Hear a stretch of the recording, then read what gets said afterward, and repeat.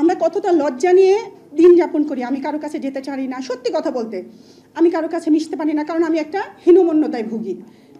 আসল কাহিনী কি সেটা তো মানুষ আগে জানতে চায় না। আগে তো মানুষ, আমি আসলে জানি না কি কথা আসলে আমি গুলায় ফেলতেছি। তো আসলে আমাদের আপনাদের সবার কাছে অনুরোধ যে আমাদের দয়া করতে হবে না।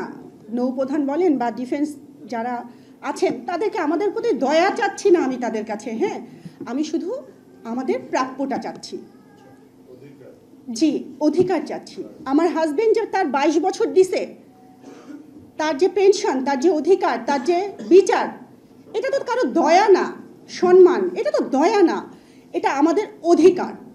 ঠিক আছে, আমি কারো দয়া নিয়ে এখানে দয়া চাওয়ার জন্য আমি এই প্রেস ব্রিফিংয়ে আসি নাই। ইভেন আমি আসবো, যে আমি এটা সত্যি কথা বলতে আমি এটা মানসিকভাবে রেডি, মানে আমি কখনো চিন্তাই করিনি যে আমি এখানে আসবো। বাট আমি আসছি এবং আমি জানি না আমি কেন কথা বললাম, বাট আমার মনে হয়েছে যে আমার কথা বলা উচিত। আমরা যে ভুক্তভোগী ফ্যামিলি, আমার কথা তাদের হয়ে আমার কিছু বলা উচিত। আমি জানি না এটা কতটুকু প্রতিফলন হবে, বাস্তবায়ন হবে, বাট আমি কারো দয়া নিতে আসিনি, আমি আমার অধিকার চাইতে আসছি। আমার বাচ্চাদের অধিকারের জন্য আমি এখানে আজকে এসে দাঁড়াইছি। তাকে কর্মরত অবস্থায় 2 বার কোর্ট মার্শাল করে ডিসমিস করে দেয়া হয়েছে। প্রথমবার কোর্ট মার্শালে তারকে বের করে দেওয়া হয়নি, বাট তখন যে নৌপ্রধান ছিলেন এই রেজাল্টে তিনি হ্যাপি ছিলেন না, এই জন্য সেকেন্ড টাইম কোর্ট মার্শাল করে তাকে ডিসমিস করা হয়েছে।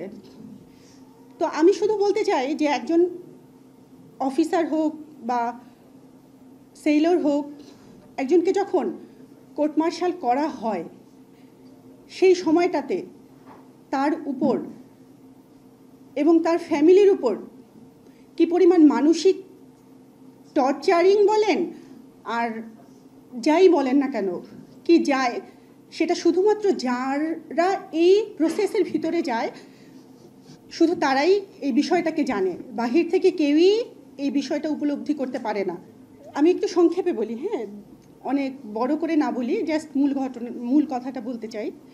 সেখানে আমাদেরকে 2 বার কোর্ট মার্শালের, মানে একবার যেখানে এই প্রসেস সাফার করা অনেক কঠিন হয়ে দাঁড়ায়, সেখানে আমাদেরকে 2 বার 2টা ছোট ছোট বাচ্চা নিয়ে, আমার একটা বাচ্চার বয়স তখন ছিল 8 বছর, একজনের ছিল 10 বছর।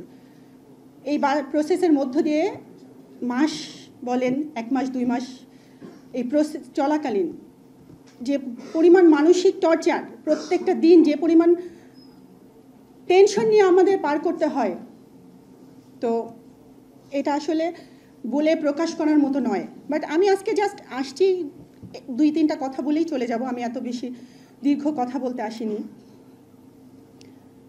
এখন হয়তো যারা কর্মরত আছেন ডিফেন্স অফিসার, তারা আমাদেরকে নিয়ে হাসাহাসি করে। আমরা যে বলতেছে যে এখন বলে যে আমরা হচ্ছে সুবিধা নিতে আসছি, সরকার চেঞ্জ হওয়ার পরে আমরা সুবিধা নিতে আসছি। আসলে আমরা কোনো সুবিধা নিতে আসি নাই।